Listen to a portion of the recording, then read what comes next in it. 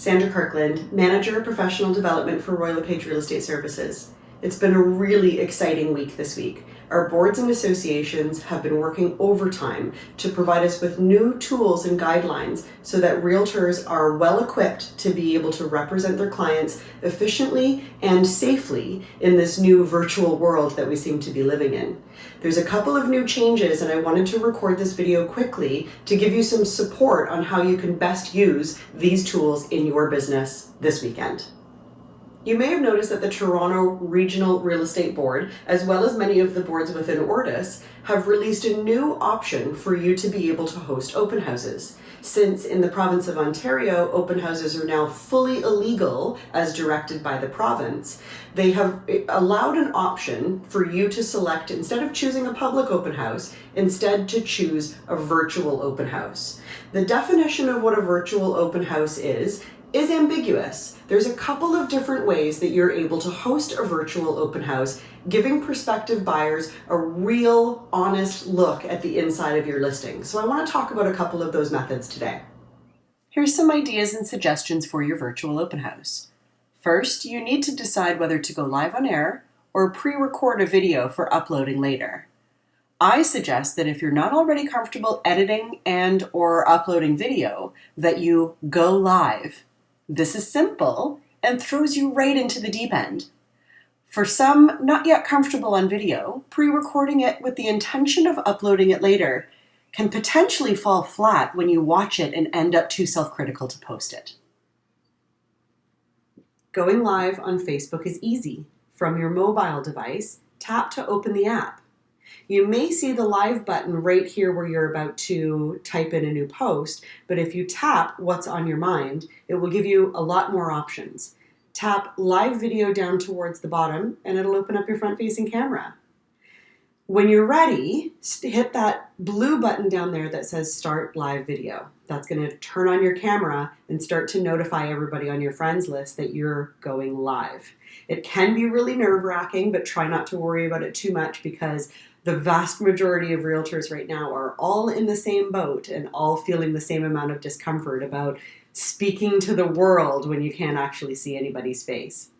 You'll notice just up here, this little button that looks like a camera with a circle and arrows in it, that will switch from your forward-facing camera to your front-facing camera. You can do that before you go live, or I suggest starting with your front-facing camera, doing an introduction of yourself so that people can see you, then tapping that button, flipping to the rear camera, and starting your tour of the home. Try to remember to hold your phone in this upright portrait position rather than sideways in landscape, as Facebook doesn't really like it when you turn your phone sideways when you go live on Facebook. So this is the easier way for people to be able to follow along when they're watching also on their mobile devices as well. As you're hosting your live video, you may see people popping on live. Don't worry if you don't. It doesn't mean that nobody is going to see your video. It might help you be a little bit more comfortable if you're not having anybody watching you live as you're moving through the house. If people are watching live, keep an eye on the comments that you'll see scrolling towards the bottom of your screen while you're live. I wouldn't suggest spending time typing a comment reply to them while you're on your live video, as that may sort of disrupt the flow of your video as you move through the house. But feel free to respond verbally. So if somebody writes a comment and says, "Can you pop back into that third bedroom? I really wanted to have a look at the light fixture in the ceiling," you can see that live and be able to say, "I've had a comment asking me to move back to the bedroom. I'm just going to move back here and take a look at this light fixture." Maybe spend some time talking about it. I can't stress enough, move slowly. Once the video has ended, the live video has ended, people will be able to skip through the video at their leisure. So the more slowly you move, the more attention you're going to keep overall as people are able to move at their own speed once the video is no longer live. When you're done, you'll see a button that says End Live Video. Tap that, wait for the circle that you'll see to complete, and then you can breathe that sigh of relief that you're no longer on live video. When you're done your Facebook Live video, be sure to select the options to post your video to your feed, and be sure to set the privacy options to public so that it can be shared and viewed by anyone regardless of whether or not they are in your friends list. Other options for going live on social media include Instagram, which I only suggest if you already have a strong presence and audience here. Zoom is another option. You could either host a Zoom meeting where you are the only video, allowing people to come into the room and watch only, or if you're comfortable using Zoom already, you may want to allow attendees to speak up and engage with you. Don't forget, a free Zoom account only allows a maximum of 40 minutes for sessions with more than 2 attendees. You may want to experiment a bit offline before you rely on Zoom to go live. Once your open house is no longer live, you may want to upload the video to YouTube or to your Facebook where it has some permanency, giving you the option to share long after your actual scheduled open house is over. The next thing to consider is when. Realtor.ca, Treb, and some Ortus boards, including Omdreb, allow you to schedule your live open house. If you're going live, consider going live earlier in the day rather than at your usual time of 1 or 2 p.m. As many listing agents are intending to host live virtual open houses this weekend, and some of the boards only keep your open house links displayed for the duration that you've set, going earlier will get a full day's exposure and won't conflict with any other open houses being hosted at the same time. If you've pre-recorded your open house or are using a virtual tour provided to you by your visual marketing company, I suggest scheduling for the entire day because your link will remain clickable on Realtor.ca all day. In order to schedule your live open house on the MLS, log into your MLS, whether it's Treb, Mreb, Ortus, whichever you're using, and navigate as though you were uploading or scheduling a regular open house. For example, here on the Toronto Real Estate Board, you're logging into My Profile after you've logged into Stratus and clicking the Add Open House button. Down on the bottom, you're now going to see where it used to say Public Open House versus Agent Open House. You're now actually going to see another option on that drop-down window called Live Stream Open House.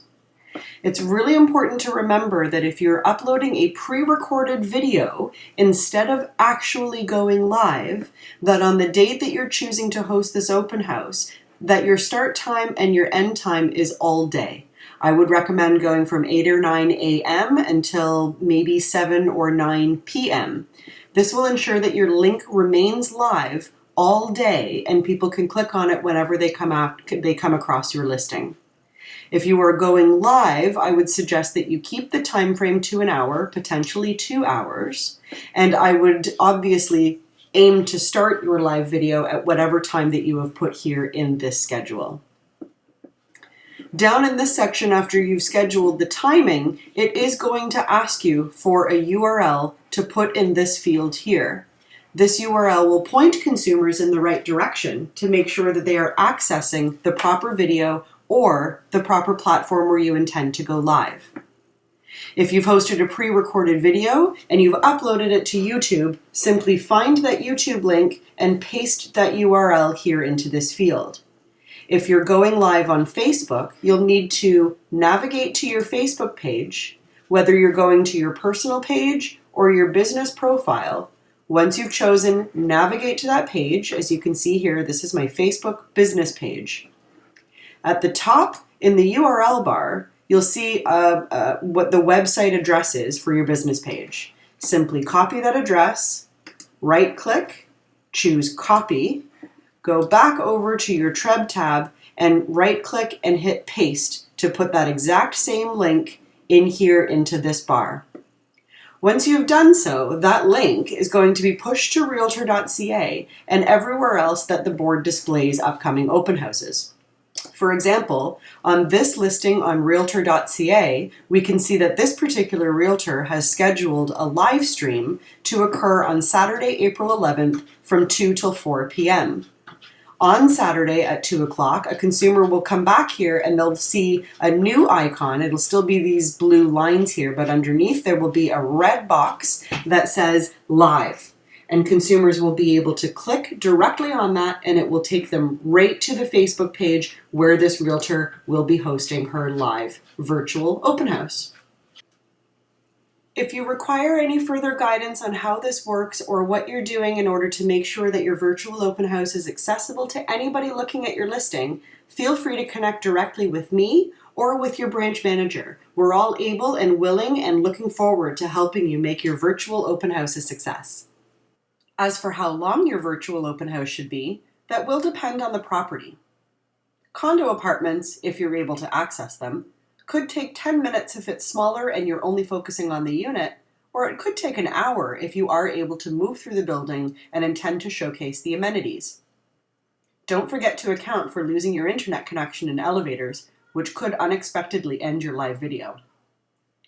The average 2,500 square foot house could take about 20 to 40 minutes to move through thoroughly, potentially more depending on the features of the home and any engagement from your audience if you're live on air.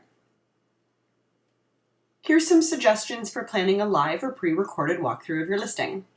Start from the street out front. Introduce yourself, flip your camera afterwards to give a good view of the curb appeal and what's around.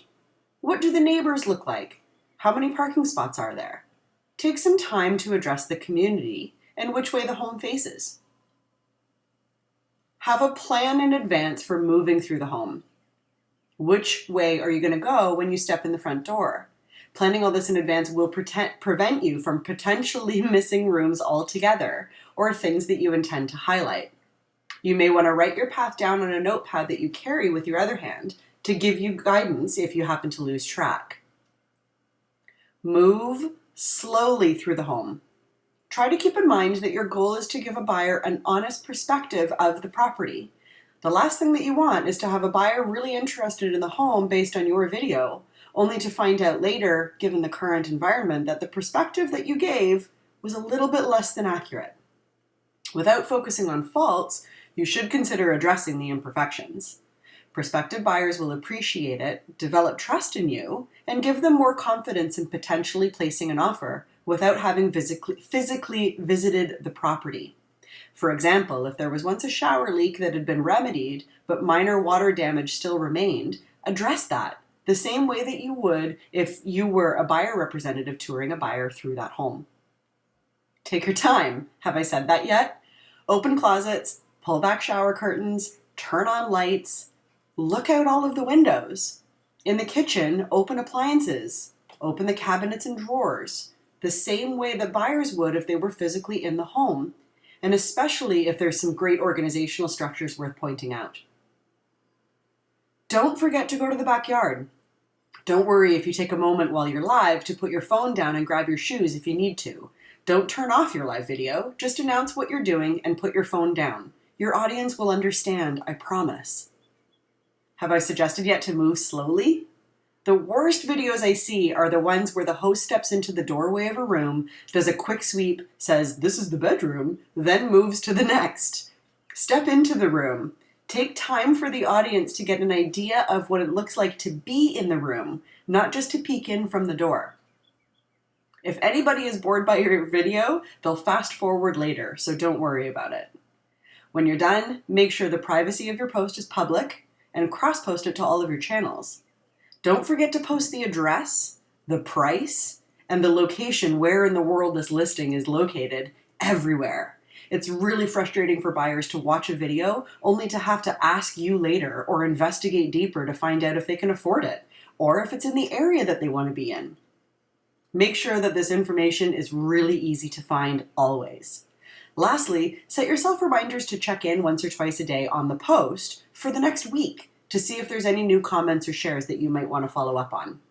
Then, get ready to do it all again next week. Some final tips. Remember, visiting your listing shouldn't be a frequent occurrence in the interests of your safety and that of anyone else that might be going into that property. Please do your part to ensure safety during your visit and disinfect where possible before you leave.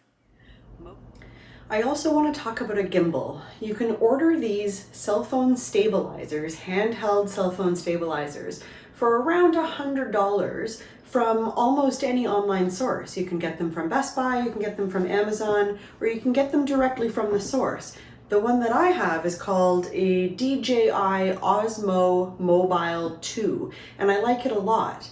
What you do is you put your cell phone in the device, and then it's got a little joystick for you to be able to move your camera up and down. It's also a stabilizer, so as you're walking through a house holding the device, it helps to keep it steady. As you can see, when I move it around, it holds the angle that it's looking at and actually moves the phone really slowly to get a more professional shot. You can have your phone in landscape mode, or you can have it in portrait mode. You just have to re-stabilize it before you switch the mode. These can come in really handy either when you're walking through a house with the forward-facing camera, or to get that extra reach in selfie mode and make sure that your shot is always perfect. These are really handy if you think that you're going to be doing more of these kinds of videos in the future of your business, and I highly suggest getting one. That's it for your crash course on virtual open houses. Remember guys, there's a ton of realtors out there this weekend doing this for the first time just like you are. It's not about making sure that you are displayed as awesomely as possible like an actor or an actress on a YouTube channel.